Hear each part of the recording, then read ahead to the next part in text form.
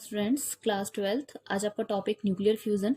आज हम briefly nuclear fusion के बारे में पढ़ेंगे कि न्यूक्लियर फ्यूज़न क्या होता है, कैसे इसके प्रोसेसेस, ओवरऑल प्रोसेसेस क्या रही है इसके पीछे।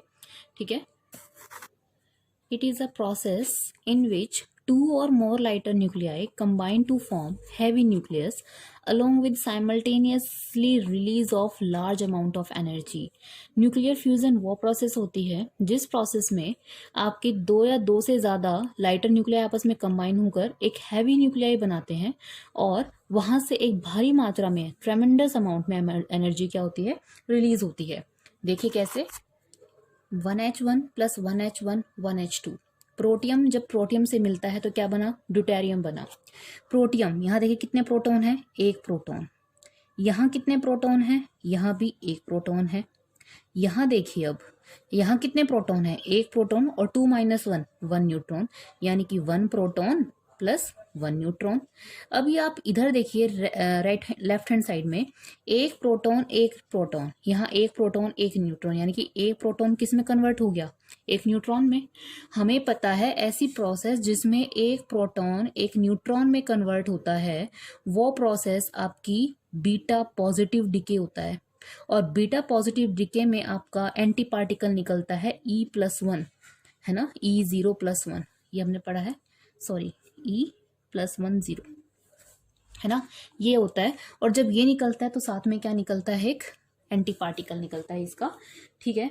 अब इसका मतलब ये रिएक्शन, अभी हम इसको कैसे लिख सकते हैं, ये रिएक्शन ऐसे बनेगी 1H1 प्लस 1H1 तो 1H2 प्लस एक आपका निकला एंटी पार्टिकल E+1 और 0, और ये आपका एक इसका एंटी पार्टिकल, और जो एनर्जी निकलती है वो 0.42 मेगा इलेक्ट्रॉन वोल्ट। क्लियर है स्टूडेंट्स। तो यहाँ से प्रोटीन कंबाइन होकर एक ड्यूटेरियम बना, एक आपका एंटी पार्टिकल बना जिसे हम पॉजिट्रॉन कहते हैं, और पॉजिट्रॉन के साथ पिन कंजर्व और एनर्जी कंजर्व करने के लिए न्यूट्रिनो निकला, और एक 0.42 मेगा इलेक्ट्रॉन वोल्ट की आपकी एनर्जी निकली। अब वास्तव में what is the meaning of fusion. Fusion क्या होता है, फ्यूजन का मतलब होता है ब्लेंडिंग बाय मेल्टिंग की प्रोसेस से blending. What is the meaning of blending का मतलब होता है कंबाइनिंग दो आपको न्यूक्लियाई को कंबाइन करना है, किसकी सहायता से, मेल्टिंग, पिघलाने की प्रोसेस की सहायता से। ठीक है।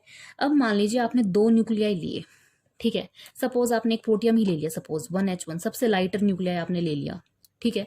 इस पे भी एक प्रोटॉन है, इसमें भी एक प्रोटॉन है, प्रोटॉन पे चार्ज पॉजिटिव, इस पे प्रोटॉन पे भी चार्ज कैसा है, पॉजिटिव। आपको पता है पॉजिटिव चार्ज ऑलवेज रिपेल करेंगे ये। अब रिपेल करेंगे तो आपको तो इनको कंबाइन करना है, पास लेके आना है, तो कंबाइन करने के लिए आपको कुछ ना कुछ एनर्जी देनी पड़ेगी। अभी रिपल्शन को आपको कम करना है, यानी कि क्या कह सकते हैं, एक न्यूक्लियाई ये है, एक न्यूक्लियाई ये है। ठीक है। अभी दोनों एक दूसरे को रिपेल कर रहे हैं। ठीक है। इलेक्ट्रोस्टैटिक फोर्स लग रहा है इस पे, बट आप इसको क्या कराना चाहते हो, कंबाइन कराना चाहते हो। तो जब आप इसको कंबाइन करोगे तो क्या होगा, ये एक आएंगे और रिपेल हो जाएंगे। वास्तव में तो ये प्रोसेस होती है, रिपेल हो जाएंगे। बट आपको क्या करना है, आपको एनर्जी प्रोवाइड करनी है, यानी कि कहने का मतलब है आपको इसको एक बाहर से एक्सटर्नल क्या करना है, फोर्स प्रोवाइड करना है, ताकि फोर्स दें और ये आपस में क्या आ जाए, पास आ जाए। ठीक है। जब इनको हम फोर्स देंगे तो जैसे ही फोर्स देंगे आप, तो इसके ऊपर न्यूक्लियर फोर्स लगना स्टार्ट हो जाएगा। इस पे भी लगेगा न्यूक्लियर फोर्स, इस पे भी लगेगा न्यूक्लियर फोर्स। तो याद रखना, न्यूक्लियर फोर्स जो होता है वो हमेशा बड़ा होता है आपका इलेक्ट्रोस्टैटिक फोर्स से। ठीक है। तो अब यहाँ पर क्या है, nuclear force is much greater than electrostatic force. अगर आप इस न्यूक्लियाई को कंबाइन कराओगे तो इलेक्ट्रोस्टैटिक रिपल्शन की जगह इसमें क्या होगा, अट्रैक्शन होगा। और याद रखना, nuclear force is always attractive in nature, हमेशा ये अट्रैक्टिव नेचर का होता है। अब मैं ये कह रही हूँ आपको कि आपने इसको क्या दिया, आपने इसको, कहने का मतलब एक फोर्स दिया। फोर्स देने का मतलब यहाँ ये है कि आप एनर्जी प्रोवाइड करा रहे हो, है ना। तो आप यहाँ वास्तव में क्या दे रहे हैं, फोर्स प्रोवाइड नहीं कर रहे हैं, आप उसको क्या दे रहे हैं, एनर्जी दे रहे हैं। एनर्जी भी किस फॉर्म में दे रहे हैं, काइनेटिक एनर्जी की फॉर्म में दे रहे हैं। और काइनेटिक एनर्जी जो आप इसको दे रहे हैं वो कम से कम कितनी काइनेटिक एनर्जी हो, 400 किलो इलेक्ट्रॉन वोल्ट की एनर्जी किसको दे रहे हैं आप, न्यूक्लियाई को काइनेटिक एनर्जी दे रहे हैं। ठीक है। तो आपने एक फॉर्मूला पढ़ा होगा 11th क्लास में, kinetic energy is equals to ½ kT, where K is your Boltzmann constant, T is your temperature. जब अगर आप किसी चीज को काइनेटिक एनर्जी देते हो 400 किलो इलेक्ट्रॉन वोल्ट की, बोल्ट्जमैन कांस्टेंट आपको पता है, जब आप इसकी वैल्यू पुट करके इस टेम्परेचर की वैल्यू निकालते हो तो टेम्परेचर की वैल्यू आती है 3 × 10⁻⁹ केल्विन। ठीक है, तो आप अब सोचिए 3 × 10⁻⁹ केल्विन, इतना temperature, at that much temperature is not available at earth. This much temperature is not available at earth. इतना टेम्परेचर कहाँ पॉसिबल है? इतना टेम्परेचर पॉसिबल है आपका स्टार्स। स्टार्स का मतलब लाइक सन वगैरह में इतना टेम्परेचर पॉसिबल है। तो आपने सुना होगा सन के अंदर कौन सी रिएक्शन होती है आपकी? न्यूक्लियर फ्यूजन होती है। तो कई बच्चे सोचेंगे कि न्यूक्लियर फ्यूजन होती है, क्या न्यूक्लियर फ्यूजन नहीं होगी? इसका आंसर भी आपको इसी वीडियो में लास्ट में मिल जाएगा कि वहाँ न्यूक्लियर फ्यूजन होती है या नहीं होती, तो कितनी अमाउंट में होती है। ठीक है, तो अब क्या हुआ, हमने पढ़ा था आपके प्रोसेस के बारे में, किसके बारे में? ब्लेंडिंग बाय, है ना, ब्लेंडिंग बाय मेल्टिंग, ये पढ़ा था। तो क्या मतलब हुआ इस चीज का? फ्यूजन का मतलब ये लिखा गया था, है ना। सी स्टूडेंट्स, टेम्परेचर कितना आया था? 3 × 10⁻⁹ केल्विन। इतना टेम्परेचर क्या करेगा? आपने पढ़ा न्यूक्लियाई के बारे में, प्रोटियम के बारे में। अकेला आपको एटम तो मिलेगा नहीं, क्या होगा? मॉलिक्यूल मिलेगा आपको, उसका गैस का मॉलिक्यूल, हाइड्रोजन मॉलिक्यूल मिलेगा, है ना, हाइड्रोजन गैस मिलेगी आपको। तो जितना इतना टेम्परेचर उसको मिल जाएगा तो एटम किस में ब्रेक हो जाएगा? एटम में। एटम में ब्रेक होने के बाद वो कंप्लीटली आयनाइज्ड हो जाएगा। आयनाइज्ड होने का मतलब उसमें से क्या होगा? वो उसके पास सिर्फ और सिर्फ क्या बचेगा? बेयर न्यूक्लियाई बन जाएगा। वो बेयर मतलब नेक्ड न्यूक्लियाई, उसके सिर्फ इलेक्ट्रॉन क्लाउड चारों तरफ में रिवॉल्व करेंगे। ठीक है, ऐसा होने पे वो कौन सी नेचर में पहुंच जाएगा? प्लाज्मा स्टेट में पहुंच जाएगा। प्लाज्मा स्टेट आपने पढ़ी होगी क्या होता है? जैसे सॉलिड को जब हीट करते हैं तो लिक्विड, लिक्विड से और हीट करते हैं तो गैस, गैस को जब और हीट करते हैं, है ना, मैंने अभी बताया आपको, जब गैस को हीट करेंगे तो कैसे न्यूक्लियाई बन जाएंगे? बेयर न्यूक्लियाई हो जाएंगे, मतलब नेक्ड न्यूक्लियाई हो जाएंगे। तो किस में कन्वर्ट हो जाएंगे? वो प्लाज्मा में कन्वर्ट हो जाएंगे। ठीक है, तो यहां से आया था ब्लेंडिंग बाय मेल्टिंग। फ्यूजन ऐसी प्रोसेस है जहां से उसको कंबाइन किया जाता है। कंबाइन कैसे किया जाता है? इतना टेम्परेचर देने के बाद कोई भी मॉलिक्यूल आपका एटम में कन्वर्ट होता है, एटम आयनाइज हो जाता है और उसके चारों तरफ उसमें सिर्फ क्या होता है? एक इलेक्ट्रॉन क्लाउड होता है। जैसे इलेक्ट्रॉन क्लाउड का मतलब क्या है कि जैसे ये इसका न्यूक्लियस, ठीक है, न्यूक्लियस है पर इसके चारों तरफ क्या है? इलेक्ट्रॉन का सिर्फ क्लाउड क्लाउड है। ठीक है, इसी प्रकार ये दूसरा प्रोटियम है, दूसरा हाइड्रोजन का आयनाइज्ड एटम है। ठीक है, आयनाइज्ड एटम, गैस तो कन्वर्ट हो चुकी है एटम में, उसके बाद आयनाइज्ड है और इसके चारों तरफ इसके सराउंडिंग्स में क्या है? ये इलेक्ट्रॉन क्लाउड। जब ये कंबाइन होगा तो ये इसका न्यूक्लियस, ये न्यूक्लियस दोनों पास आ जाएंगे और ये इसका क्या हो गया? Electron cloud. ठीक है, पहले गैस कन्वर्ट हुई आपकी एटम में, एटम क्या हो गया? आयनाइज हो गया। आयनाइज होने के बाद वो क्या हो गया? प्लाज्मा स्टेट में चला गया, क्योंकि इतना टेम्परेचर किसी भी गैस को किस में कन्वर्ट कर देता है? प्लाज्मा में कन्वर्ट कर देता है। अब देखिए, आपने जैसे ही न्यूक्लियर फ्यूजन क्या है? एक एक्सोथर्मिक प्रोसेस है। एक्सोथर्मिक प्रोसेस मतलब एनर्जी निकलेगी, वो किस साइड निकलेगी? आपकी प्रोडक्ट साइड निकलेगी। यानी कि एक बार न्यूक्लियर फ्यूजन स्टार्ट हो गई तो आपको एनर्जी देने की और जरूरत नहीं है। आपने बाइंडिंग एनर्जी का कर्व बनाया होगा, ये आपको बाइंडिंग एनर्जी पर न्यूक्लियन का कर्व है इन मेगा इलेक्ट्रॉन वोल्ट, और इधर आपके क्या है? Mass number. कर्व में मैंने आपको बताया था, तो ये आपकी मेगा इलेक्ट्रॉन वोल्ट में मास नंबर ए, ये हाइड्रोजन, हीलियम, और इसके बाद देखो आपका ग्राफ कुछ इस तरह से जाता है। यहाँ तक आपकी binding energy per nucleon iron तक बढ़ती है, आपको याद होगी, बार बार बताती हूँ, 8.7 मेगा इलेक्ट्रॉन वोल्ट तक बढ़ती है, फिर यूरेनियम तक जाते जाते 7.5 मेगा इलेक्ट्रॉन वोल्ट या 6 मेगा इलेक्ट्रॉन वोल्ट हो जाती है। अब यहाँ देखिए, जब ये प्रोटियम आपस में कंबाइन कर रहे हैं, ठीक है, तो ये प्रोटियम कंबाइन होके ऊपर की तरफ जा रहा है। जैसे जैसे आप न्यूक्लियर फ्यूजन देखोगे आपकी बाइंडिंग एनर्जी ऊपर की तरफ जाएगी, यानी कि बाइंडिंग एनर्जी पर न्यूक्लियन इन फ्यूजन रिएक्शन आपका बढ़ता जाएगा। तो इसका मतलब क्या है? बाइंडिंग एनर्जी बढ़ रही है। बाइंडिंग एनर्जी पर न्यूक्लियन बढ़ रही है, इसका मतलब क्या है? स्टेबिलिटी बढ़ रही है। अब एक बात बताइए, यहाँ पे मैंने कहा एनर्जी आएगी, ये टॉपिक मैं आपको प्रीवियस वीडियोस में पढ़ा चुकी हूँ। यहाँ एनर्जी आने का मतलब क्या है? यहाँ से एनर्जी यहाँ आई, तो ये एनर्जी आई कहाँ से? मास से। Mass is converted into energy. Mass किस में कन्वर्ट हो गया? एनर्जी में। तो कुछ मास डिसअपियर हो जाता है और किसकी फॉर्म में आ जाता है? एनर्जी की फॉर्म में आ जाता है। अब देखिए, 10⁹ केल्विन टेम्परेचर, इतना टेम्परेचर अर्थ पे तो पॉसिबल है नहीं। अगर आपको फिर भी हाइड्रोजन को एटम को फ्यूज कराना है तो आपको एटम बॉम्ब बनाना पड़ेगा।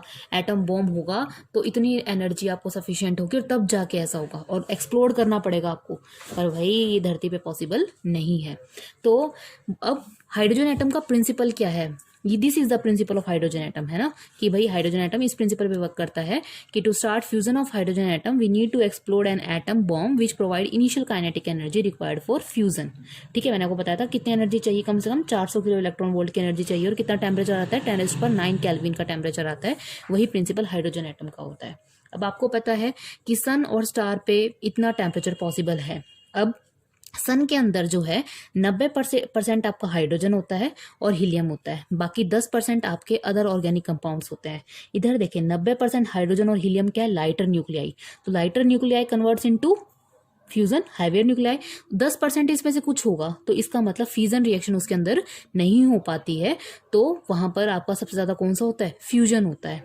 ठीक है, अब कुछ जब जैसे हम अर्थ की कोर के अंदर सन की कोर के अंदर जाते हैं तो हमें टेम्परेचर मिलता है 1.5 इंटू 10⁻⁷ केल्विन, और हमें पता है कितना टेम्परेचर चाहिए, करीबन करीब चाहिए 3 इंटू 10⁻⁹ केल्विन।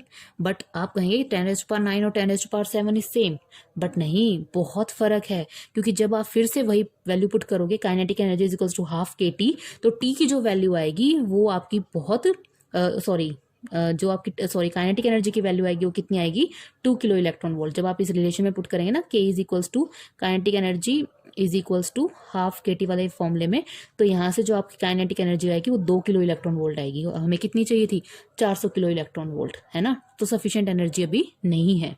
तो आपने एक टॉपिक पढ़ा होगा Maxwell Boltzmann distribution of velocity. यहाँ पे होते हैं आपके फ्रैक्शन ऑफ मॉलिक्यूल्स या पार्टिकल्स, और यहाँ पे स्पीड ऑफ पार्टिकल्स, जहाँ पे VRMS, V average, most probable पढ़ा था।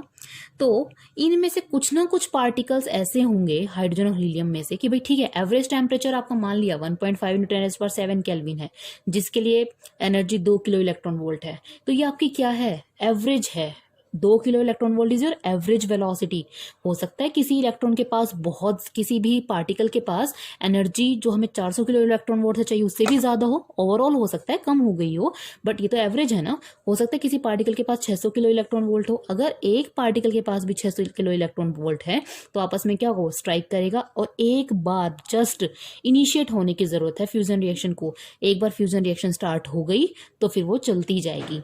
ठीक है, तो यहाँ पे आपका देखो VRMS, ठीक है, ये आपकी जो VRMS है ये तो ठीक है आपकी 2 किलो इलेक्ट्रॉन वोल्ट है, बट अगर थोड़े से पार्टिकल्स की देखो, यहाँ पे नंबर ऑफ पार्टिकल की संख्या क्या है, बहुत कम, और जिन पार्टिकल की वेलोसिटी सबसे ज्यादा है 400, यानी कि 600 से भी 600 करीबन है या 400 से ज्यादा है, उन पार्टिकल की संख्या कम है तो भी क्या है, पार्टिकल की संख्या तो है, कुछ पार्टिकल्स तो हमारे पास ऑलरेडी हैं, पार्टिकल्स हैं तो क्या करेंगे, वो फ्यूज करेंगे, टेम्परेचर बढ़ेगा और फ्यूजन रिएक्शन आपकी स्टार्ट हो जाएगी। ये देखिए न्यूक्लियर फ्यूजन रिएक्शन इन सन। वैसे जो ये सन के अंदर जो प्रोसेस होती है, स्टेप 1, स्टेप 2, स्टेप 3, 3 स्टेप के अंदर प्रोसेस करके फिर ओवरऑल इसको नेट निकाला जाता है। तो मर्जी है आपकी, करना चाहें तो इसको कर सकते हैं, या फिर लास्ट वाली नेट रिएक्शन याद रखना चाहे तो ये भी कर सकते हैं। पहले बता देती हूँ स्टेप 1 में क्या होता है। एक प्रोटियम से मिलता है तो आपका ड्यूटेरियम बनता है, ये पहले भी डिस्कस करते हैं। एक प्रोटॉन न्यूट्रॉन में कन्वर्ट होता है तो आपका एक पॉजिट्रॉन निकलता है, एक आपका न्यूट्रिनो निकलता है, और 0.24 मेगा इलेक्ट्रॉन वोल्ट एनर्जी निकलती है। ठीक है, उसके बाद इलेक्ट्रॉन पार्टिकल और एक एंटी पार्टिकल मिलके इसे बोलते हैं एनिहिलेशन। एनिहिलेशन होता है तो 2 गामा पार्टिकल निकलते हैं आपके, गामा प्लस गामा, और साथ में निकलती है 1.02 mega electron volt energy. Step 2 में क्या होता है, जो ये ड्यूटेरियम बना, ये ड्यूटेरियम एक प्रोटियम के साथ कंबाइन होता है। तो देखिए इसमें कितने प्रोटॉन है, 1, 2 - 1 एक कितना है, न्यूट्रॉन, फिर क्या है, एक प्रोटॉन। कितना बना आपका, हीलियम 2 3, प्रोटॉन कितने हैं, 2, है ना, जो चार्ज होता है वही प्रोटॉन होते हैं, और 3 - 2 क्या है, एक न्यूट्रॉन, 2 प्रोटॉन 1 न्यूट्रॉन। ठीक है, तो जब ऐसा हुआ तो क्या निकलेगी, गामा पार्टिकल निकलेगा और 5.49 मेगा इलेक्ट्रॉन वोल्ट की एनर्जी निकलेगी। This is your step 2।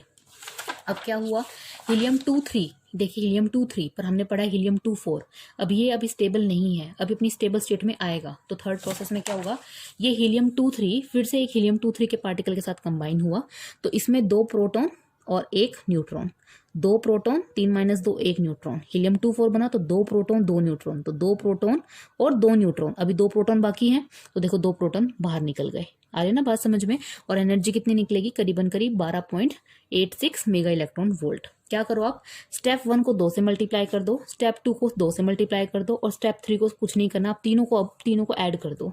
जब आप ऐड करोगे तो ओवरऑल रिएक्शन आपके पास ये आ जाएगी। क्लियर है। तो ये जो सन के अंदर न्यूक्लियर फ्यूजन होता है वो 3 स्टेप में होता है, स्टेप 1, स्टेप 2 और स्टेप 3। सबसे पहले प्रोटियम प्रोटियम कंबाइन होकर ड्यूटेरियम बनता है, फिर एक ड्यूटेरियम एक प्रोटियम के साथ कंबाइन होकर हीलियम-2 3 बनता है। हीलियम-2 3 के मॉलिक्यूल्स आपस में कंबाइन करके हीलियम-2 4 बनाते हैं और 2 प्रोटियम निकलते हैं। फिर आप उसकी ओवरऑल नेट रिएक्शंस निकाल देते हैं। जैसे केमिस्ट्री में भी आपने बहुत बार ऐसे नेट रिएक्शंस निकाली होगी 11th में, ठीक है। एक क्वेश्चन आता है, विच release more amount of energy per unit mass of fuel, fission और फ्यूजन। ठीक है, ये पूछ रहा है कि ये बताइए फिजन और फ्यूजन में से कौन ज्यादा एनर्जी निकालता है।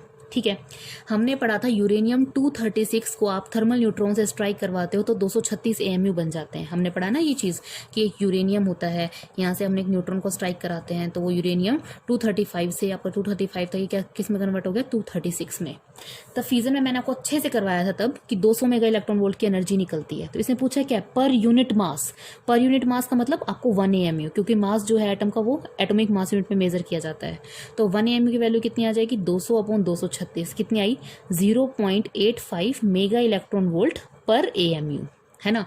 और फ्यूजन में हमने बताया कि करीबन करीब कितनी निकलती है, 26.7।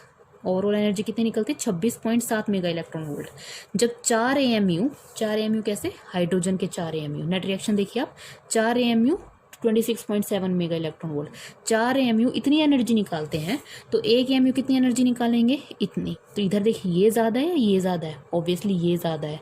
सो we can say fusion releases more energy as compare to fusion. इसी वजह से फ्यूजन जो होता है वो ज़्यादा डेंजरस होता है। और किससे ज़्यादा डेंजरस होता है, फ्यूजन से। ठीक है, तो फ्यूजन 2 लाइटर न्यूक्लियाई कंबाइन होके एक हैवी बनाते हैं। और सन के अंदर फ्यूजन रिएक्शन होती है क्योंकि सन के अंदर 3 × 10⁹ टेम्परेचर होना पॉसिबल है। मैं बताया फिर सन के कोर में जो है इतना टेम्परेचर नहीं हो पाता, पर एवरेज कुछ ना कुछ पार्टिकल्स की कुछ ना कुछ ऐसी वेलोसिटी होगी वो जो 600 किलो इलेक्ट्रॉन वोल्ट से 400 किलो इलेक्ट्रॉन वोल्ट से ज़्यादा हो सकता है, 600 किलो इलेक्ट्रॉन वोल्ट भी हो।